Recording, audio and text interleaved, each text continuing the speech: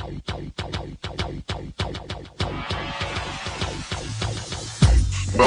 to the Odds Breakers, number one place for shared, sharp betting information.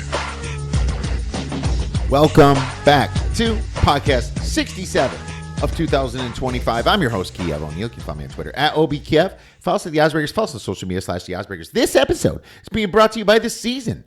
For the largest sports contest in all the land, please visit www.thescn.com/OB. Terms, conditions, location apply. If you'd like to support the Oddsbreakers and benefit from our premium plays, please visit theoddsbreakers.com, click shop, become a member, pick any. For winning cappers, you get the premium plays before the line moves.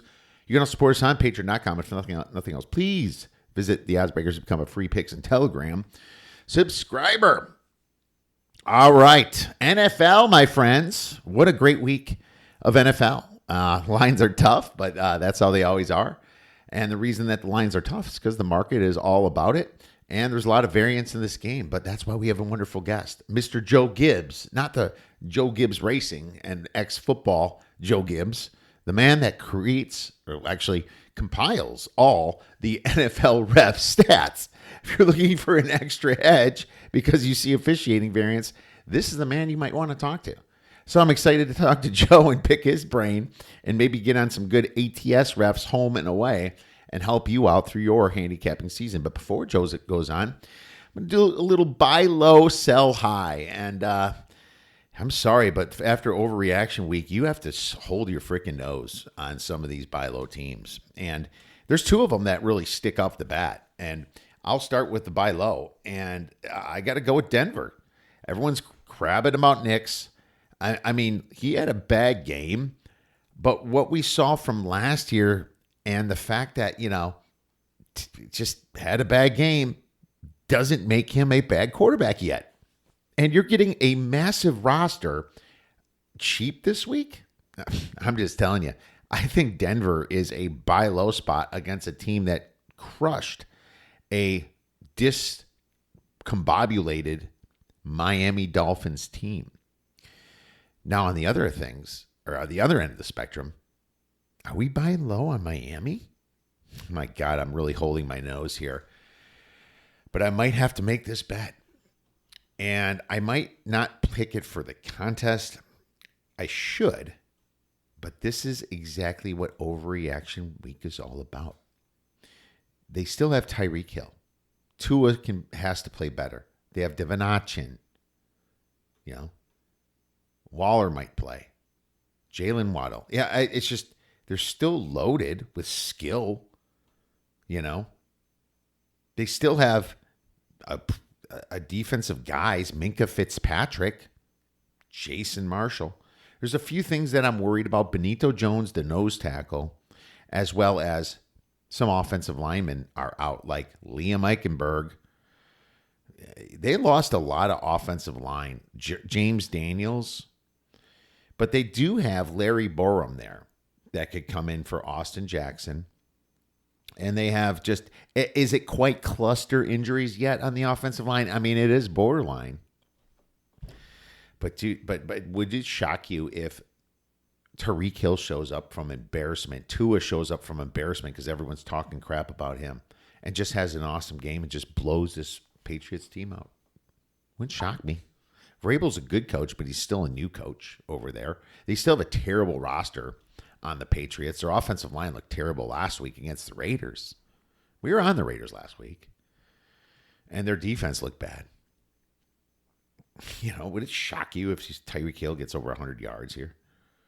Maybe the props are where it should be for this. But those are my buy low teams. I mean, sell high teams.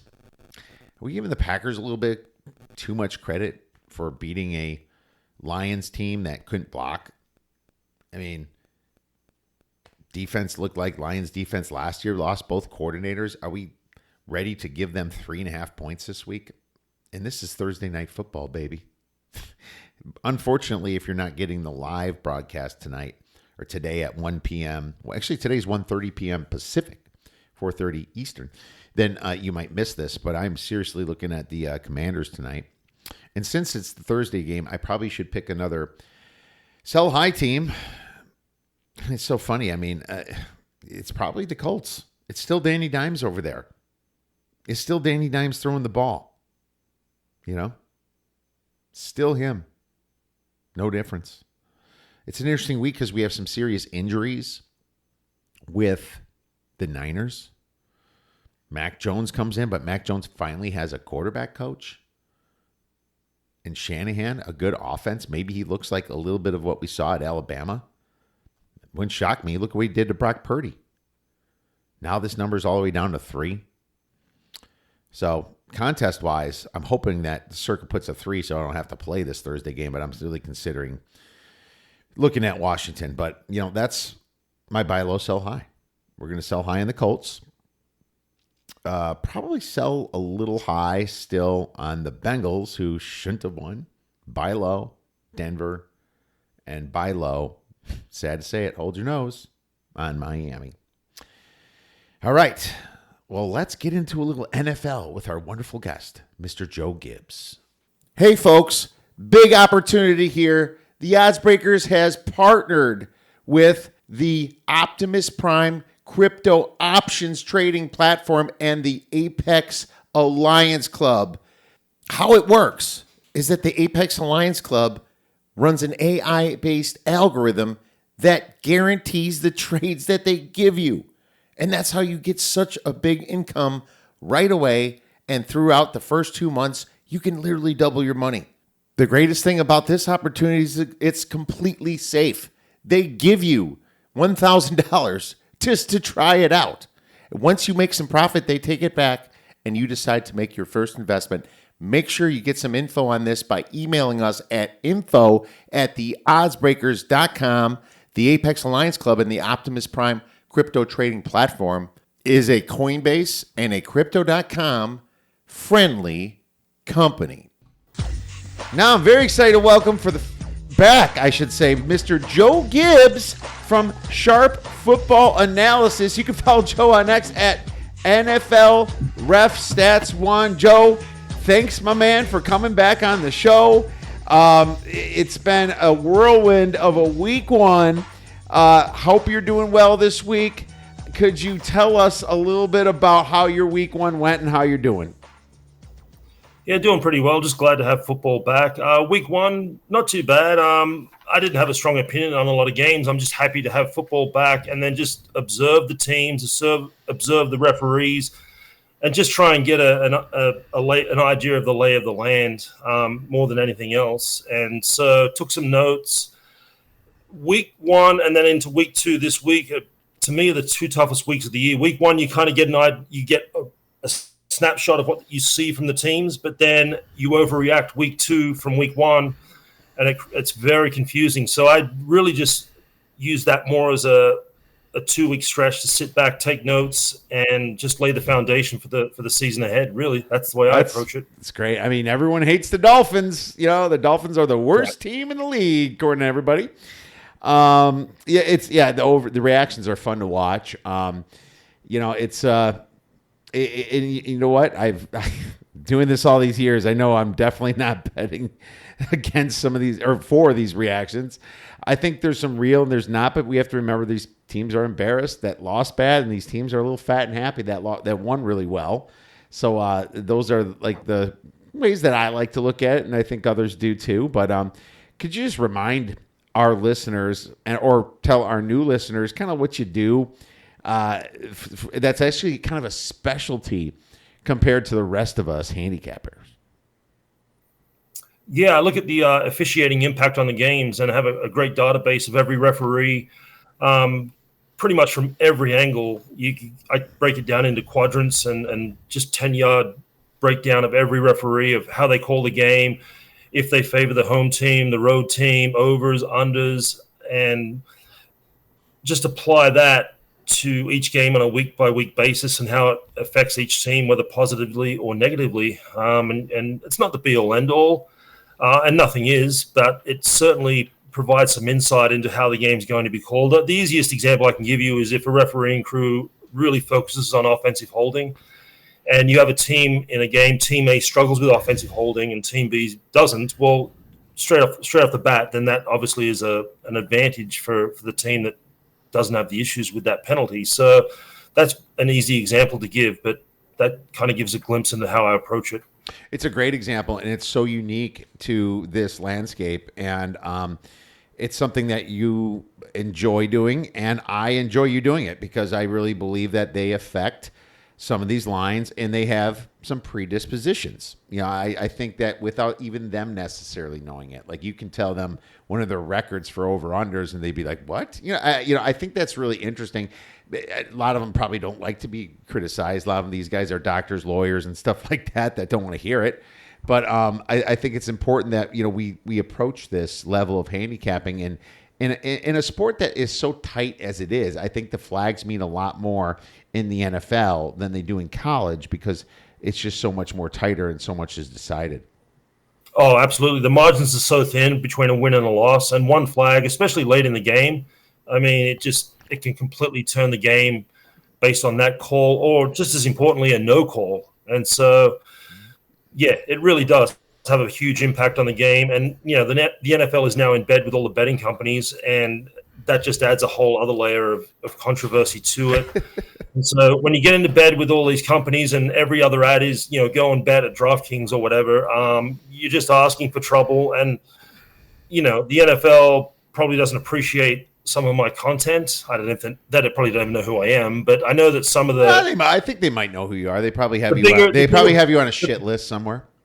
Yeah, I mean, I can tell you, I work for CBS. I did some stuff for them the last couple of years, but no more, and they were a little uneasy with the content. Let's just put it that way. And you got to think about it. CBS is a partner with the league, and every other commercial on CBS is go and bet the games, and then you can't really have someone like me on one of their platforms breaking down the game from an officiating perspective. It just doesn't look good.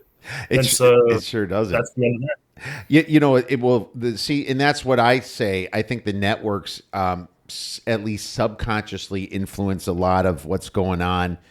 You've seen it with stars, with Brady and Mahomes for sure over the past few years. That they tend to get a lot more loving, and I almost feel like it's a subconscious thing that they want their games to be better, and maybe sometimes even to keep people engaged to watch commercials in the NFL. Maybe they also feel that the networks will lose a lot of money if there's blowouts. I've kind of... Oh, absolutely. I mean, studies have shown this. I mean, think about it. If you're the NFL, your product is a football game, and there's 284 games a year, roughly. So each game's an individual product. You want to market that product to its maximum potential. And if it's 40-0, well, that product loses a lot of value in the last hour and a half of the game. But if you can have a referee keep that by calling certain penalties close and more people tuned in, which equals higher ratings, which means more advertising dollars. Yeah, it's strictly a business. That's all it is. And the referees are essentially the guys out there who are doing the NFL's bidding. It's so funny. And what sucks is that you get these stats, you notice stuff, and then you feel like a conspiracy theorist, and but it also makes you more paranoid as a person because, the lightning things that's been going on in college and football. You put my tinfoil hat on. Well, should I get struck by lightning because I have a metal hat? It's just the situation is like, who's this benefit? I mean, I've been going to games since I was born. I never seen it lightning strike anybody, and there's never lightning stops. It's just, there's so much weird stuff going on, and it drives me nuts, and I hate the fact that it happens because it brings all this ambiguity to it, and it's so funny. I think that people are so wrong about the Vegas side, thinking Vegas called that's the dumbest thing in the world, but I think there are other factors that you and I like to try to sniff out and just try to make a rhyme or reason about things that we see. And that's what's great about what you do. How long have you compiled these stats? And I suppose, what made you get started? It'd be about 10 years now that I've been compiling the stats, but I didn't really do anything with them. I used them for my own personal use for many years. It wasn't until the Supreme Court overturned the ban on sports betting, I think 2018. So you can even look on my Twitter account. It started in August of 2019. Once the Supreme Court made that decision, I realized, having viewed stuff in England and Australia, which is where I'm originally from, Australia, with legalized sports betting there, that the officiating was a constant source of frustration or innuendo, whatever you want to call it. And I knew that would happen here. Right. Previously gambling was only legal in Vegas. I mean, you can do it offshore and stuff, but now it's in 33, 34 states. And I always use this example. If the Bengals are on Sunday night and some guy in Dayton, Ohio, 20 years ago, he's just angry that the Bengals lost. Well, now that guy in Dayton, Ohio has put his paycheck on the Bengals and they lost. And you add in social media and it makes the perfect storm for all this stuff to just escalate. And that's what you're seeing. You're seeing it every week with the officiating. Absolutely, and it's driving you nuts. And it's funny, when you saw the pass bug get overturned, it probably made you kind of like, oh my God, wait till this stuff gets brought up and wait. I have the data. Well, there you have it. That's great. Let's talk about week one. Which officiating crew do you think impacted which game maybe the most? And it could be adversely, however you want to say it. There was two games that stood out to me. One was the Broncos-Titans. The Broncos got a very beneficial game called in their favor from Alex Kemp. Now, the Broncos probably would have won anyway, but look, it was close, and I know they were the most picked team in the Circus Survivor last week, and Kemp's crew certainly assisted them in that victory. Let's put it that way. You look at the penalty count; it was lopsided, and they got some timely penalties. But the one I think most people saw was the primetime game Monday Night Football with the Bears and the Vikings with Alan Eck on that game. And a lot of Chicago fans were not happy with the way that was officiated. There was an offensive holding call that didn't look to be, and also a pass interference call that went against the Bears. And those were very big penalties in the overall scheme of the game. I'm glad you said that, because not all penalty is equal. This pass interference, when the guy fell down, was a third down. So, and it was third and a long too. So that possibly changes the decision, and it's a massive impact. So let's talk EPA. I know you collect, lots of data, but I would wonder if there's somewhere where it would show the EPA of each team affected by officiating, because I think that's from a sports betting, or even maybe some of the advanced media members that understand EPA and things, how it really affects the game. Yeah, I have all that stuff like penalty, EPA, offensive, defensive, and then on every single down. I can just tell you right now off the top of my head that the Kansas City Chiefs have the worst negative offensive EPA after 1 week of the season. It's a small sample size, but that's just to give you an example. So I do have all that stuff. So the Chiefs that benefited before were the ones that didn't this year, so far.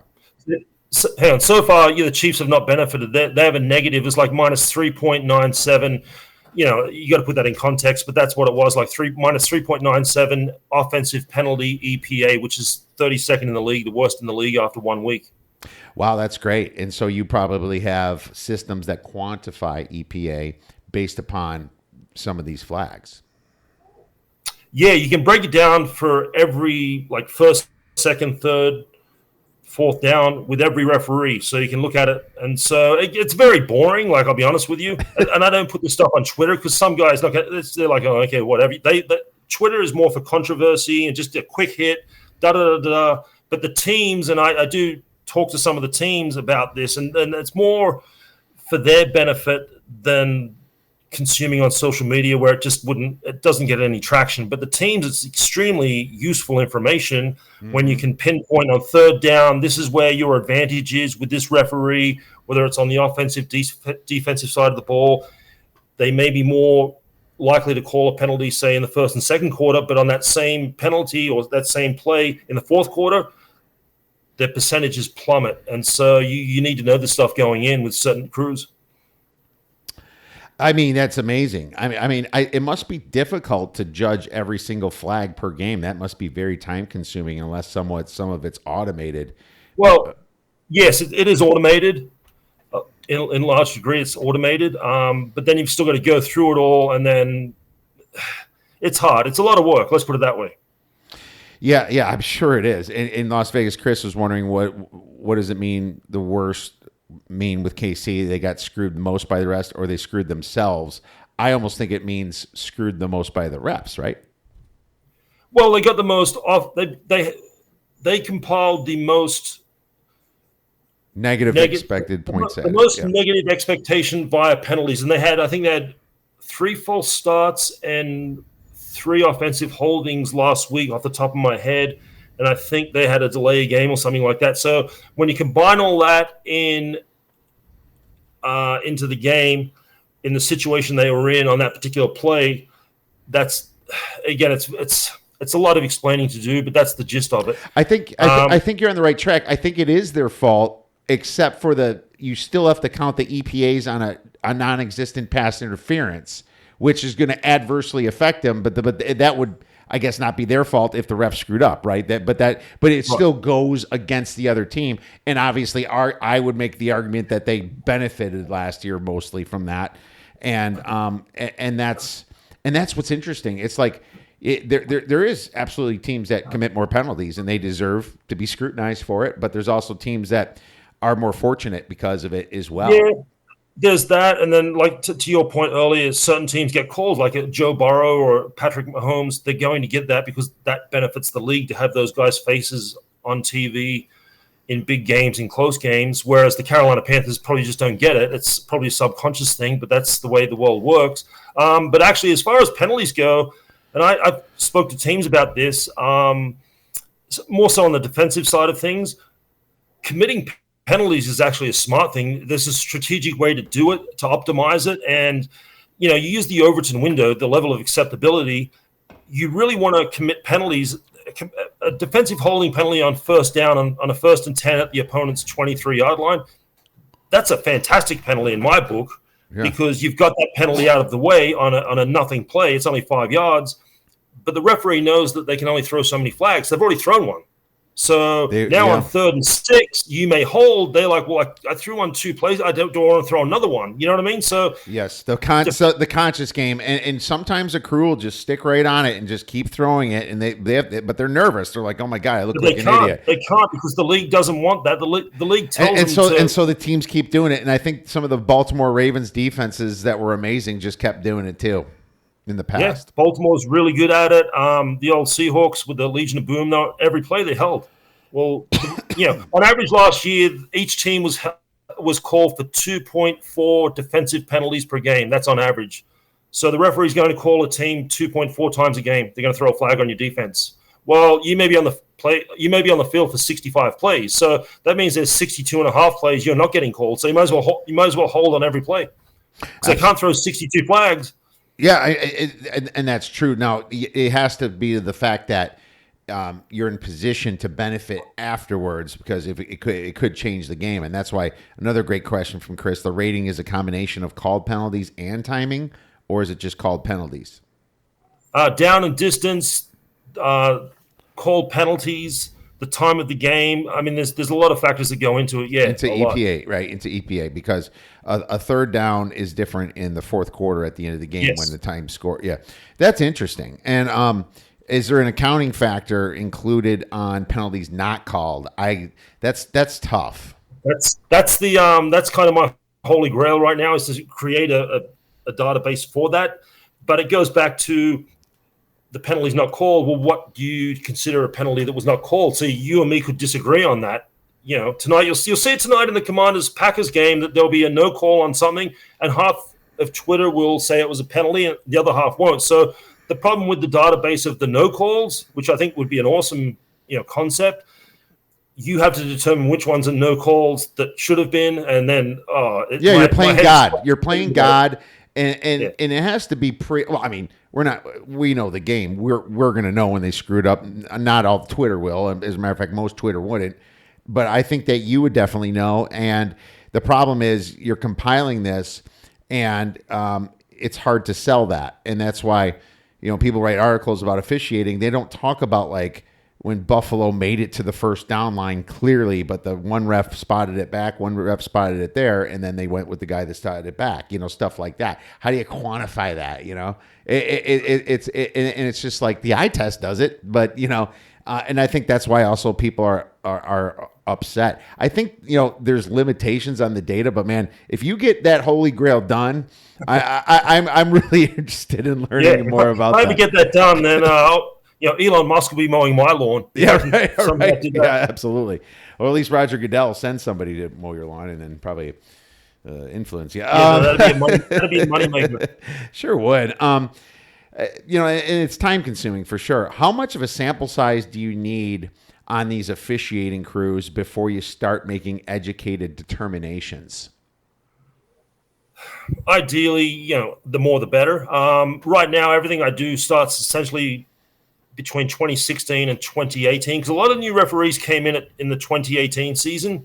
And so that's just a good place to start. Obviously, you had Lamar, Patrick Mahomes, Josh Allen all came in that season as well. So a lot of the stuff's from 2018 to now, but I do go back to 2016. You want to have 50, 60 games ideally to get a really good idea of what they're about. Like there's a new referee this season that's in the league, Alex Moore. He did his first game last week, the Jaguars-Panthers. You can't do anything. It's one game. So it's going to take at least this entire season to start getting an idea of what his focus is. Okay, let's just ask you an easy, one, and you have all kinds of different data for certain types of situation, home dogs, away dogs, all that stuff. Which refs are more home refs and which refs are more away refs? Okay, so the first question, home referees, there's a handful of them. John Hussey's the best home field referee. I've written this down here. So home teams with Hussey, this is going back to 2016, 90, 53, and 5 against the spread. That's the best of any referee over that time. Wait, what's other really good home field? Did you say 90 and 53? 90, 53, and 5 against the spread with John Hussey. That is and huge. He is on, off the top of my head, he's on the Rams at the Titans this weekend, just for your information. Ooh, tough to bet the Rams on that one. So what's the next one? The couple of other guys who are very good, Kyle Sheffers is a solid home field referee. Not so much against the spread, but straight up. Home teams have like a 61%, I think it is, winning percentage with him since 2016. Brad Allen's a good home field referee. And then that fellow that I mentioned previously, although it didn't pan out that way Monday night, is Alan Eck. He is in his third year, so he's got 2 years under his belt. And home teams with him up to Monday night are, let me see here, I've written it down. 24 and 9 straight up and 20 and 13 against the spread, 62%. And that was better last week. It's so funny. You're right. The sample size is still a little small, but yeah, that was crazy what he did to the Bears. How about? Well, the thing with him, the thing with Alan Eck was he, prior to becoming a head referee himself, he was part of the John Hussey crew. That's the fellow I just mentioned. So he's kind of continued what Hussey has done. So I sort of put some stock in that record. I think maybe it is legit, even though, like you said, it's only a 2-year sample size. But he was with John Hussey prior to being a head referee himself. Great. Let's go to the away ones. And I know Rolstad's one of them. Yeah, Rolstad's terrible. This is he loves he loves being the enemy in the WWE. I think that's He's actually not the worst. He's worse when I break it down into certain categories. Who we got here? Lan Clark, who has been in the league since 2019. Home teams are 32, 47, and 2 against the spread in his career. Whoa, Lan Clark. I didn't know it was that bad. And then Scott Novak, who's on the Steelers game this week. Home teams with him. I wrote it down here. I can't find it, but they're not good. They're 40% against the spread, although the Steelers are undefeated at home with Scott Novak. So they're one team that's actually been able to buck that trend. And then as far as Craig Rolstad, this is an amazing statistic. Home underdogs with Craig Rolstad since 2016, 22, 40, and 2 against the spread. So home dogs. We love home dogs. And Craig Rolstad's on the Colts hosting the Broncos this week, and the Colts are a 2-point, I think, home dog. That could change, but that could change. That could flip. That's the thing. That could flip, and I'm thinking there's a lot of Colts love coming in. That's great information. It's fun to watch the info here that you tweet out, and I follow you on Twitter for sure, and that's fun to do, and it makes you think. I think that you can't bank on it completely, but I think you have to these days make it part of your handicap in these situations. Another great question from Chris. Do you track all the trends over recent years versus overall? Are you aware that they have changed the way they have called games over recent games or years versus lifetime tracking? Yeah, I mean, that's kind of why I said earlier, 2018 or 2016 is an ideal starting point because there have been rule changes over those years that obviously impact the way the games are officiated, and you're still able to have a sample size based on those rule changes. I look at 2-year trends and then 3-year trends, say 2021 to now. Another thing would be the COVID year, 2020. You can almost throw that year out because there was no home crowds, or for the most part, there were no crowds. And that was one of the rare years where road teams actually had a winning record. And scoring was up considerably versus every other year because there was no home crowd. I think the home crowd affects officiating a lot. Oh, it does. I did a big article about this in the offseason. In fact, I had to send it to you later on. Please. What I did was I isolated 2020. Admittedly, it's a small sample size, but that's all we have with no crowds. And then because what I noticed with 2020 stats was a huge drop-off in offensive holding and pre-snap offensive penalties. Those were the two penalty categories that plummeted versus every other year on record. And when is the crowd the loudest? Right before the offensive pre-snap for the opponent. So what I did was use 2020 as the measuring stick and then compare every other team from 2018 to 2024 around that season and see what teams or what home crowds and stadiums have the most impact on opposing offenses. And there's some surprising results in there. I had the Steelers ranked as the number 1 home field penalty edge. Penalty edge. It's funny. Home field penalty edge is different than a lot of stuff we assume. So that's wonderful. Yeah. That's wonderful info, man. I would love to delve into that someday. I mean, there's so much we can talk about here.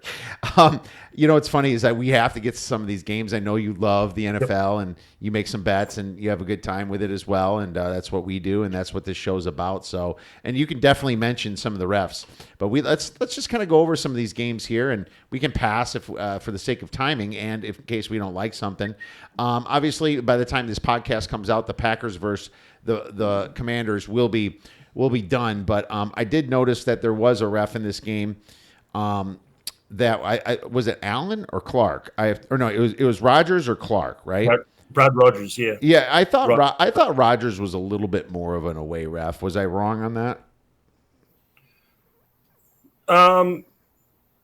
No, you're right. It's I think home teams have like a slightly below 500 ATS spread with him officiating. He's more of an over referee. Although I saw your tweet today. Yeah, I saw your tweet. Yeah, it's a little bit misleading because his first 2 seasons with 2019, 2020, and he was on an absolute tear for the over. He was like 80% over for his first 2 seasons, in part because of 2020 and how distorted it was for the offenses. So he still has an over record for his career, but the last couple of years he has trended under. I think he was 9-7 under last season. But yeah, there's no favoritism for the home team with him. So is this correlate with defensive PI calls? Because I know Torbert throws out a lot of those. I believe it was Torbert that threw out a lot, but maybe it was Sean Smith. I can't remember. But is being an over ref correlate with defensive PI calls and roughing the passer? Is that a big part of it? It's part of it. I think honestly the most important thing is not calling offensive holding penalties. I think that is the most, because it's false start and offensive holding, the two combined, that represents the highest volume of penalties called over the course of a season. Last year was about 39% of all penalties called were either false start or offensive holding. So just the sheer volume of those penalties makes them the most important. And obviously, if you get a refereeing crew that calls a lot, like last year, Clay Martin led the league. They called almost 50% of their penalties false start and offensive holding. Well, what's that lead to? It leads to lower scoring games. And so that to me is the most important thing. But it does help, obviously, if you're throwing defensive pass and interference penalties, because it helps move the ball down the field. Bills Jets, baby. Bills Jets. Jets are dogs by 6.5 points. I wonder. That one. I mean, again, Buffalo emotional Sunday night win. Jets Sunday loss in a barn burner. I'd probably go with the Jets and the points. I mean, Blakeman's on that game. There's no real edge one way or the other from an officiating standpoint. Again, like I said earlier, week 1 to week 2, things change a lot, and you can tend to overreact. So it's just a game I want to sit back and watch and just see if the Jets can repeat what they did last week. I agree, because my number is like 8.5, right? And it's like, so it's factored in already, the spot and everything for the Bills, all the way down to 6.5. So I feel like I have to sit this one out, but it'd be fun to watch, see if the Jets are somewhat for real, see if Justin Fields can actually be consistent for one of the first times in his actual careers. And yep, 8.75 is where I'm at. I'm staying away. Giants versus Cowboys. What's funny about this line is it kind of went up in the beginning of the week, and it kind of drifted back down. People betting on Russell Wilson and Tony Dayball. I mean, I'm just going to be honest. This is one of the plays that I took. I'm taking the Cowboys here. I took it at -4.5 on the open. There was probably some 3.5s out there. I think it dipped and then it shot up, like I said. But the truth is that I believe that whenever there's a quarterback like Jackson Dart sitting there, the crowd doesn't want to see Russell Wilson. Russell Wilson's kind of new to the system, comes in, looks bad last week. It's a situation where I feel like he's shot, and he's kind of like the gatekeeper now for Dart. And I think this is going to expose him, because you have this Cowboys team that's really motivated now. Knew that they could have won the last game, had 2 or 3 extra days of rest coming into this situation. CeeDee Lamb is not dropping a pass today. I really love the Javonte Williams addition to the Dallas Cowboys. I thought he did fantastic last week against a tough Eagles defense. You can say Jalen Carter was there or not. They still have a tough defense without one player. You always get a guy limping off from injury anyway. And I just feel like Dallas with Ferguson and some of those big pickings and those receivers should be able to pick on the Giants' terrible secondary. And you can say what you want. The Giants' D-line looks great. They didn't look great to me. I don't know about Abdul Carter so much right now. I'm laying it with the Cowboys. Yeah, and as much as anything, it's a bet against the Giants' offense, because it's just anemic. They can't do anything. And so, if they get down, 10-0, 14-3, they just can't. They can't move the ball. They could get the ball placed on the 3-yard line. The Cowboys 3. I'm not sure they can score. I'm not sure they can score either. Cleveland Browns versus Baltimore Ravens. Ravens massive double-digit favorites at 11.5. Total 45.5. Harbaugh helped that choke, and he does it all the time last week. The Ravens had the Bills in their sights, but at the same time, the Ravens, when coached properly, especially at the end of the game, are easily, I think, the best team in the league. It's hard to trust Harbaugh. Now you have a home field situation. The team should be pissed off, but last year I lost on the Ravens in Survivor against the Raiders after they beat the Chiefs, or after they got lost to the Chiefs by a toe, by Likely's toe. I'm going to tell you this. I'll be rooting for the Browns because I want those Survivors out, and I will not be on the Ravens in Survivor. But I'm staying away from this one. Yeah, I mean, they're like 11.5, 12-point favorites. I mean, Baltimore should win. Cleveland's defense I think it's for real. Can the offense chip in, 17 points and Cleveland loses 27-17, something like that? Brad Allen's on the game, good home field referee. But, yeah, there's no way after that game Sunday night you want to be laying 11.5 points with Baltimore. All right. They may win, but there's always that room for that backdoor cover. They always get backdoored. It drives me nuts. Return of the Mac, my friends. Mac Jones is back in San Francisco, and I think that Joe might be a San Francisco 49ers fan. We'll let him elaborate on that. But the Niners are at the Saints, and then the Saints are home dogs at +3. I am shocked it got this low because I think that Mac Jones could be a good quarterback when he finally got a coach, and there's no better coach than Kyle Shanahan to fix a quarterback, in my opinion. Yet the Saints showed life on a prevent defense from the Cardinals last week. Their Cardinals were giving them everything underneath. I really want to bet the Niners. I haven't because they are just such a different team. Also without Kittle and Deebo Samuel and Ayuk's not there. It's like a completely new receiver core. And now you have a new quarterback that if Mac Jones throws picks, I'm staying away for now. But we have a low total of 40.5. What are your thoughts? I kind of put the Saints in the same category as the aforementioned Giants, I'm just not sure how much they can score. It looks favorable for them being at home against a beat-up 49ers team, but do they have the talent to take advantage of it? Mac Jones, I mean, he had a great year his rookie year. I think the whole thing in the situation with Belichick in New England, it was just a toxic – he wasn't coached properly. I think he'll be fine. I think he can do everything Brock Purdy does. I'm with you. I like San Francisco. I just don't trust the Saints. I just don't think they have the talent, especially a quarterback, to take advantage. I don't think so either. I don't think Rattler's really – I think he's a second-string NFL quarterback maybe. He wasn't much in college.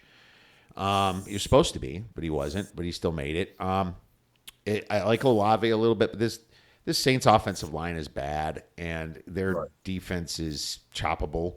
I have the Saints as still the worst team in the league until I see differently. I just thought the Cardinals – Kyler buried that game up by 10, then he takes a 20-yard sack on third down. There just does – Kyler Murray things, which drives people nuts, especially Cardinals fans. But it's a situation where I'm probably staying pretty far away from it myself. Let's move on to the next game. And I will say that, the Niners, actually, I was even thinking Survivor for a while, just keep fading the Saints for a while. But I've got a different idea now for Survivor. Rams, Titans. Titans plus 5.5 home dog, total 41.5. You already mentioned a referee in this game. Yeah, well, Titans getting an ideal assignment with John Hussey on the game. Very ideal. Yeah, I mean, look, it's a coaching mismatch. I'm not sold on Brian Callahan whatsoever. The Titans were a really sloppy team last year in his first season, and they were sloppy again last Sunday. So from what I can tell, nothing's changed, whereas McVay, his teams are always buttoned up. They're ready to go.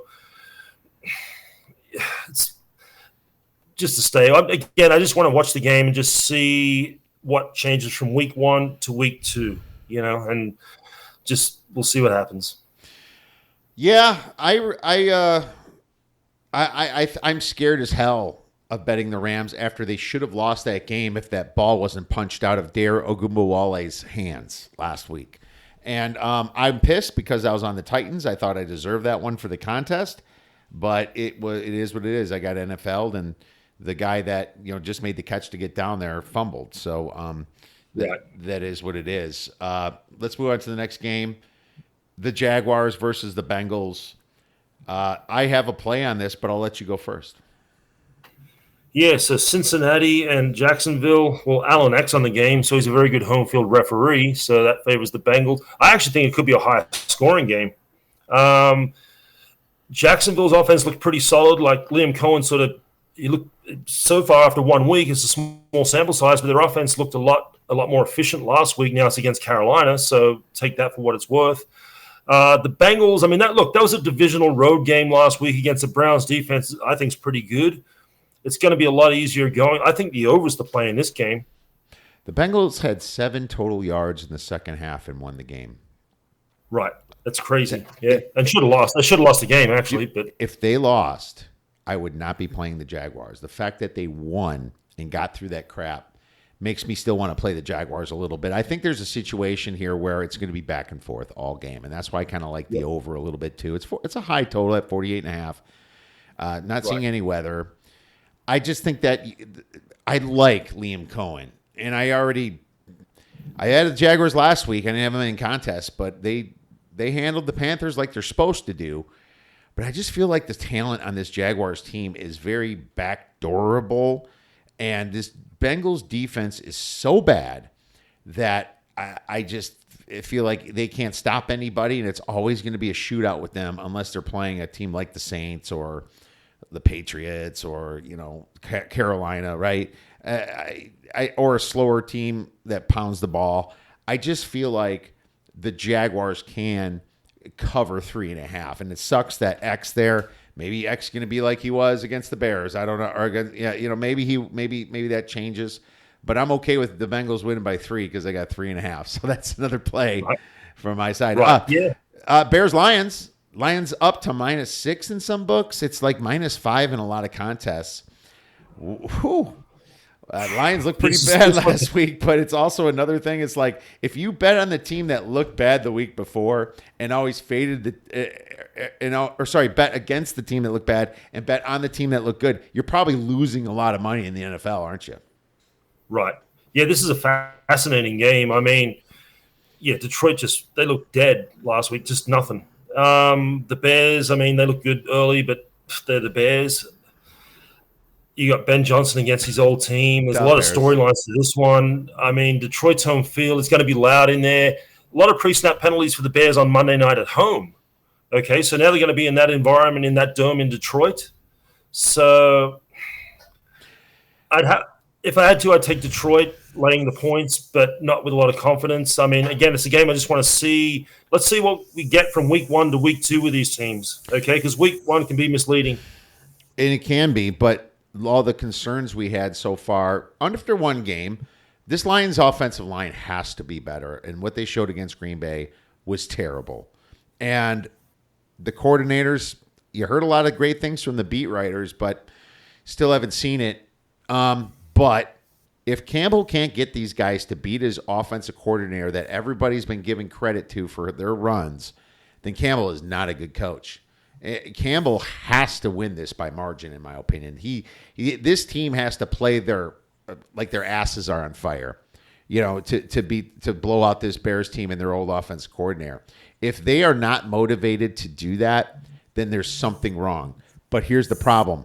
I kind of always thought Dan Campbell had some stuff wrong. I think he's a great leader. I think he's like Ed Orgeron was in the LSU team where he had, Joe Brady as his coordinator doing RPOs. It just feels like we're going to find out a lot about Dan Campbell this game. But I didn't lay it. I could have got 4.5 and I didn't. I missed it. So I lean the Lions.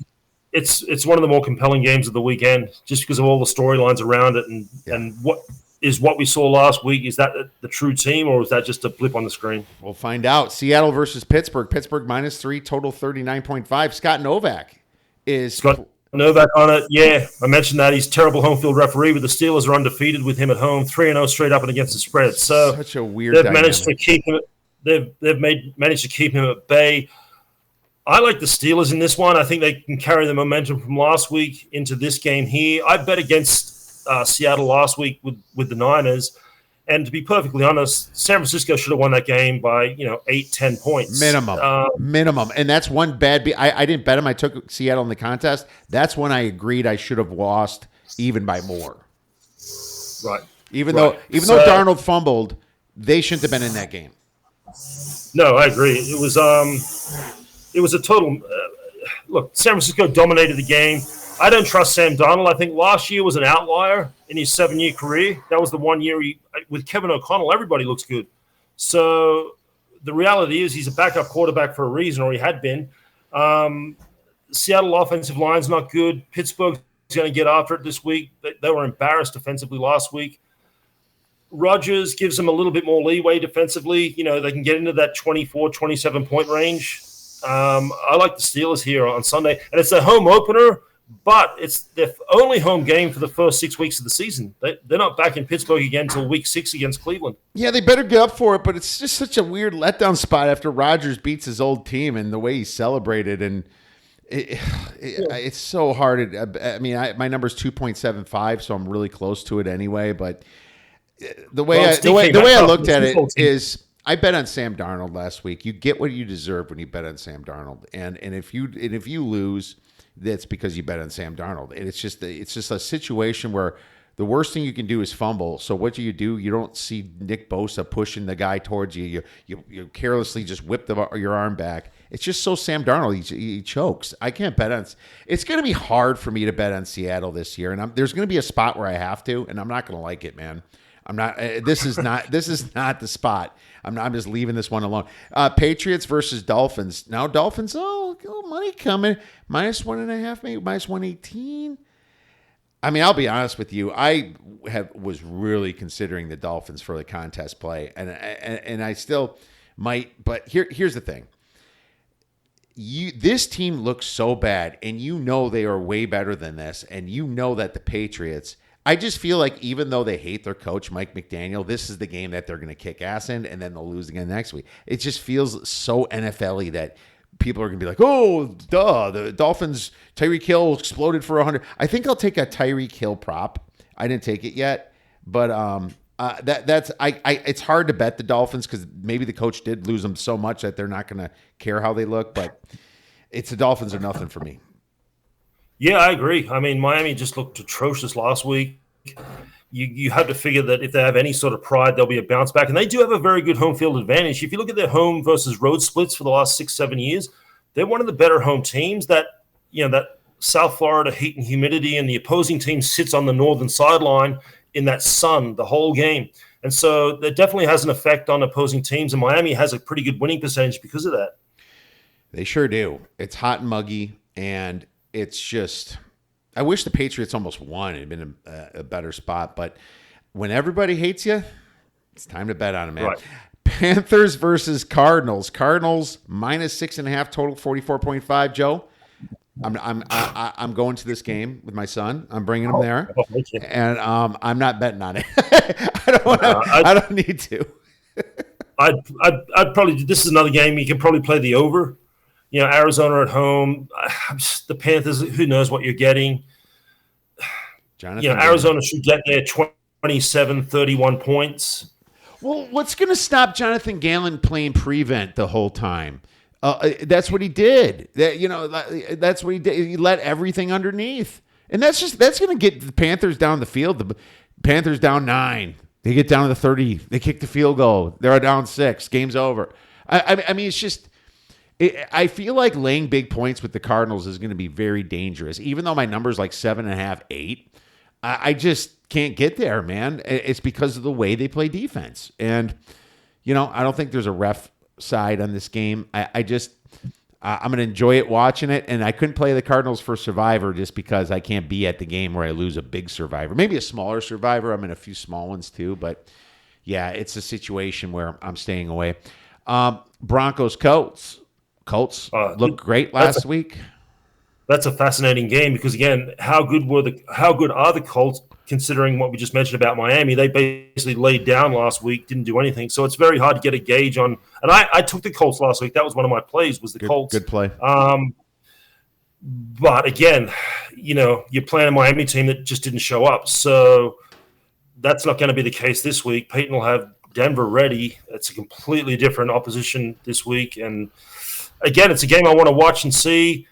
Look, if the Colts end up going 2-0, well, hey, maybe you got to take him for real. I think Steichen's a good coach as well. So they can never get the quarterback right. Daniel Jones, I don't think he's not terrible. He won a playoff game on the road. So we'll see. It's just a fascinating game. Denver looked sloppy last week. The Colts look great. Yeah, well, we shall see what happens. We shall see, and I agree with a we shall see. From your standpoint, I actually do have a play on this, but it is a larger play, and I'm reserving that for the members. Philly versus Kansas City Chiefs. Chiefs plus 1.5, total 46.5. Rematch of the Super Bowl, but Mahomes with the home dog record. Was he like 15-4 the last? Yeah, something like that. I heard 11-4 yesterday. I don't know what it is.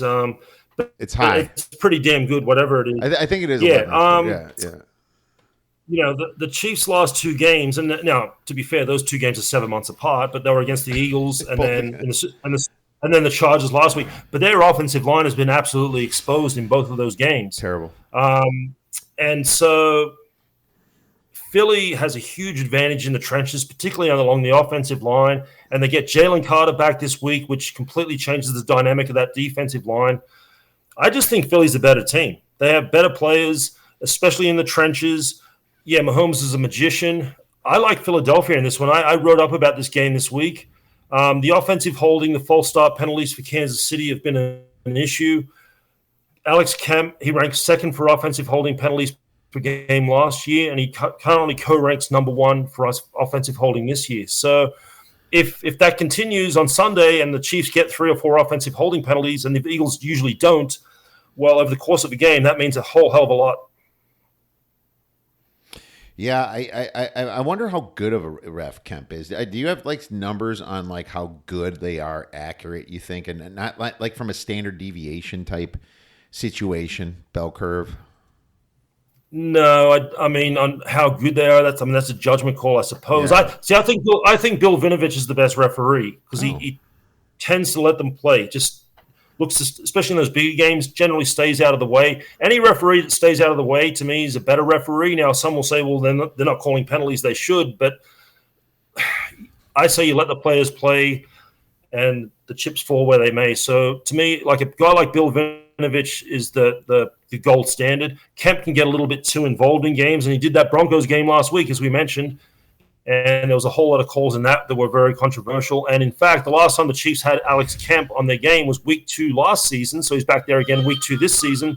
It was the Cincinnati Bengals at the Kansas City Chiefs. That was like that 4th and 20. And they threw a defensive pass interference at the very end, like 45 seconds left, that sort of helped the Chiefs kick a field goal and win the game. It sure did. It actually fixed the game for the Chiefs. I remember it quite well. That was the last time Alex Kemp did a Chiefs game. Yep. I remember that quite well. And thanks for the reminder. Yeah, I mean, I am not betting this game. Not with Kemp there, man.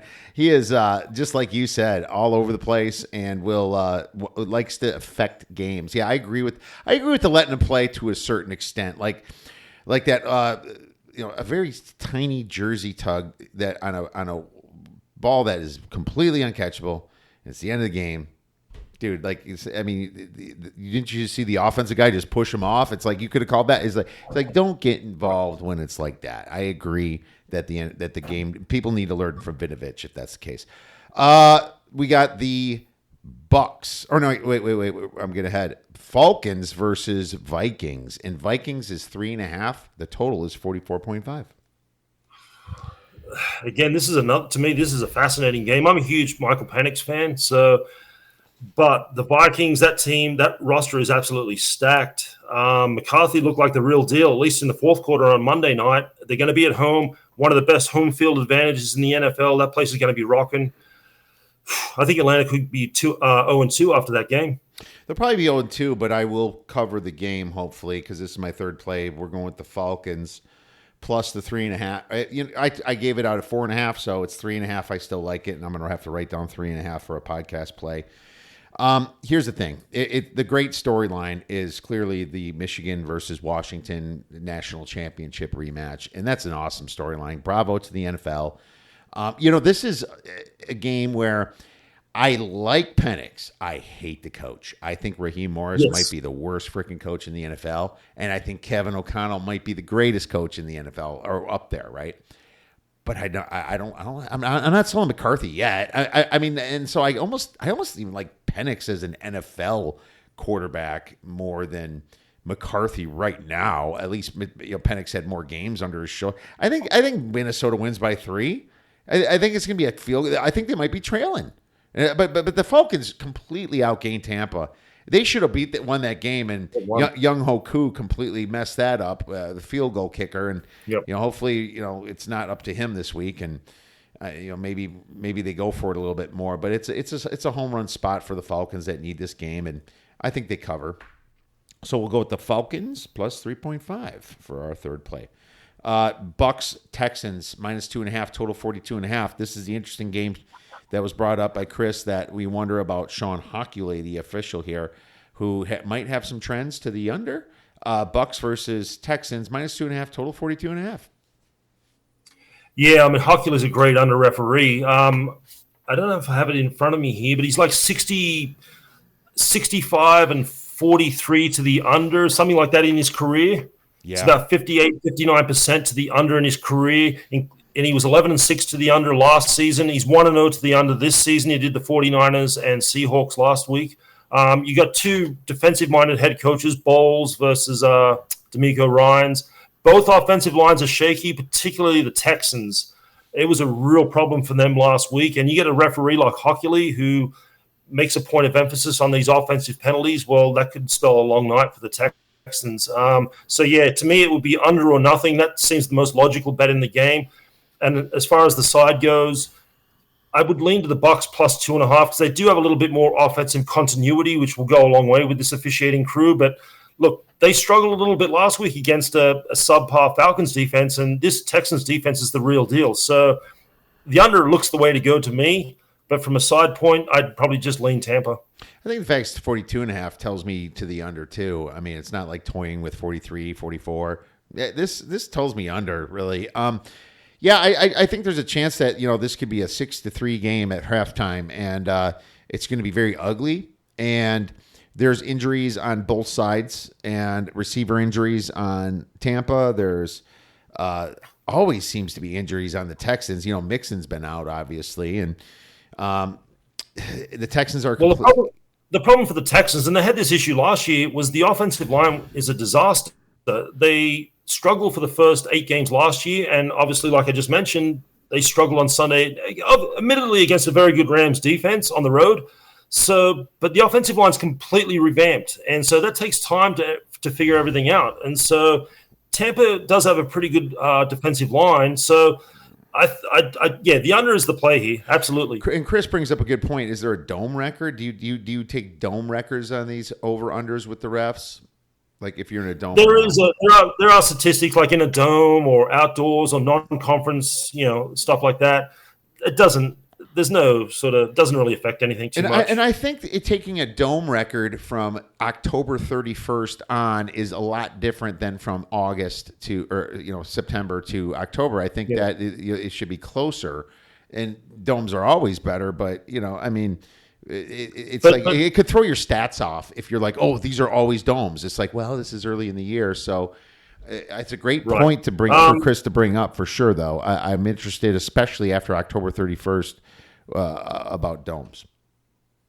I'll look it up later on, but domes are also louder in theory, at least. Yeah, like you go to that U.S. Bank Stadium, that place is loud. I guess blowouts, they're quiet, and that's maybe when it really goes over. Well, so live betting, blowout happening, maybe lean to the over in a dome, because it's quieter. I don't know, just thinking out of the box. And that's what we need to do. Okay, good. All right, good stuff. And my number's -1, so I do lean Tampa, but I'm just not there. You got a team that won against a team that lost, and it's just there's some good trends for that. Now we got the. That was a Monday night game too. The first one I forgot. There's two Monday night games. Two Monday night games, and then finally the Chargers versus the Raiders. The Raiders +3, total 46.5. I looked at this number and I said the Raiders are probably the play, but I'm so high in the Chargers compared to the marketplace. I just can't give the Raiders a big home field advantage in Vegas, where that the people from San Diego would rather go to Vegas to watch their team than they would L.A. They freaking hate L.A. I just talked to someone today that's a Chargers fan. He's like, he can't stand L.A., but he would watch his team anywhere else. The problem with the Chargers is that, the problem with the Raiders is that it's a transient field as it is. Raiders fans sell their tickets to their home tickets to away people coming in and visiting, partying in Vegas. I almost feel like this could be a 50-50 home crowd, And so if that's the case, it makes you look a little bit more towards the Chargers. I still think the Raiders were probably the side at 3.5, but I didn't play it. Yeah, the Raiders seem like the side, although Clay Martin's on this game. So divisional home teams in his career, 14-27 against the spread. So it's like 34%, 35%, something like that. So that favors the Chargers. And he calls a lot of offensive holding penalties, Clay Martin's crew does. Keep that in mind. Keep that in mind for a total. That's. But again, it's just another game. The Raiders looked pretty solid last week. Chargers obviously look great. What are we going to get week 2? Because things change dramatically from week to week. So the snapshot of week 1 is not necessarily what we're going to see on Monday night. So another game I just want to sit back, watch. Yeah, I'd take the Raiders plus the 3.5 if I had to, but no real opinion. Absolutely. Well, if there's a plus money play of any of these, whether it be a money line and a dog you like or any type of prop bet or anything, this is our beer bet banger section. It's just like for beer money, you put a little money on some plus money here. Is there anything that you can think of, or you want me to try to go first? Well, it's a to be determined thing. Here's what I like to do is teams that you have a high opinion of for whatever reason that may start the season 0-2, and there are a couple in that category like the Kansas City Chiefs. If the Chiefs start 0-2, all of a sudden you can start to get some pretty good odds on them, betting them to win the division, the AFC West, or win the Super Bowl, whatever it may be.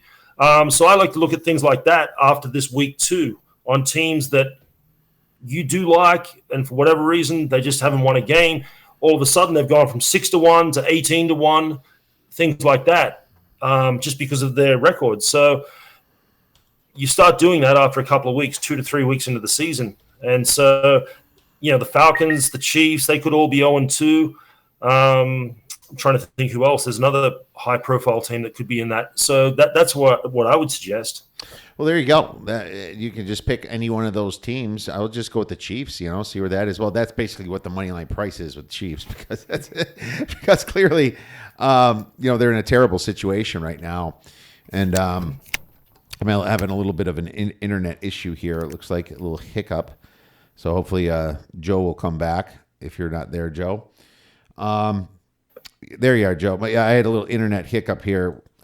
Beer bet banger. I'm going to do a little beer money on this Chargers game, and I think that I'm just going to go with Michael Mayer to score the first touchdown. Okay, he's the backup tight end. Well, he's tight end too. Let's say he's in some plays with Brock Bowers, but Brock Bowers is banged up, and if Brock Bowers is actually out this game, that makes that number a lot more valuable. But I also think that Mayer still could make the first touchdown anyway because he does play, and he played last week with Bowers. So beer bet banger, 13-1 Michael Mayer to score the first touchdown on a Monday night. It'll be an early Halloween present if he hits. Well, it would be like I'll put a 12-pack on it. I was going to mix up with Michael Meyer and Michael Mayer, I'll be able to drink. Yeah, right. Michael Mayer, Michael Meyer. I'll be able to drink beer till Halloween, and Michael Meyer might pay me a visit with trick or treat or something. Yeah, man. This is a lot of fun, Joe. I think you have amazing information and an amazing way to look at the NFL that's not talked about enough. You hear people break down sides and break down, totals, but they never really talk about what's a big influence in the game. And so I want to thank you for that. And I would like you to let your listeners and viewers know where they can kind of follow you and find your great information. Yeah, I post everything each week on Twitter as the games come out. So at NFL Ref Stats 1 on Twitter.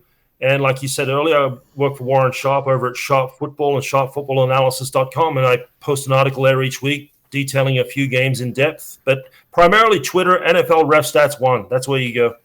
There you go. Make sure you follow him on Twitter. He says some great takes and some great information for you every single NFL game and every single week. Thanks a lot, Joe. Hey, best of luck this weekend on all your plays. Great. Thanks, Keith. Oh, almost forgot.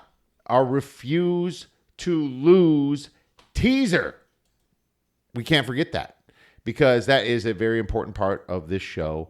And we're going to go with the Cardinals down to minus 0.5 with the Buccaneers up to plus 8.5. Bucks are at plus 2.5. They're at perfect teaser realm. The Cardinals, 6.5, I think they should be 7.5, 8 anyway, so I'm okay with taking them down to almost a pick 'em, basically. Just can't tie. Got to win by 1. 2 stars. We hit our refuse to lose teaser last week, and so we're 1-0. So these things that kill every single year. If all you bet was our refuse to lose teasers over the past 4 years, you'd be making a bunch of money. Obviously, you got to choose your books. There's some offshores out there, and obviously there's some other books, but whatever gives you the best deal on teasers and what you need to do. Now it is time for the Sharp Side of the Force. Sharp Side of the Force is brought to you by mybookie.ag. For an up to $1,000 sign-up bonus, please visit this podcast description. Terms, conditions, location apply. All right. Sharp money coming on in. We're going to do sharp totals. Actually, sharp sides first. Jaguars plus 5.5 down to plus 3.5 at the Bengals. 53% of tickets, 77% of the money. Patriots plus 2.5 down to plus 1 at the Dolphins. 39% of the tickets and 57% of the money. Lions minus 4.5 to minus 6 hosting the Bears. 40% of the tickets, 79% of the money. And Falcons. Sharp money on the Falcons, plus 4.5 to plus 3.5 at the Vikings, 21% of the tickets and 52% of the money. Sharp totals. Patriots versus Dolphins under 45.5 to 43.5, 93% of the tickets and 95% of the money. These are all unders, by the way. Seahawks versus Steelers under 42 to 40.5 to 39.5, 90% of the tickets, 90% of the money. All this is dual action stuff because the public's not really betting a lot of these yet. Panthers versus Cardinals under 46.5 to 44, 93% of the tickets and 94% of the money. And the Bucks versus Texans under 46.5 to 42.5, 95% of the tickets, 96% of the money. Quick recap, my friends, on our bets. So what we're doing is taking the Cowboys minus 4.5, the Jags plus 3.5, and the Falcons plus 3.5. A lot of plus 3.5s out there. Interesting. Leaning on the Texans under, and obviously my beer bet banger with Michael Mayer, 13-1, first touchdown for Monday Night Football.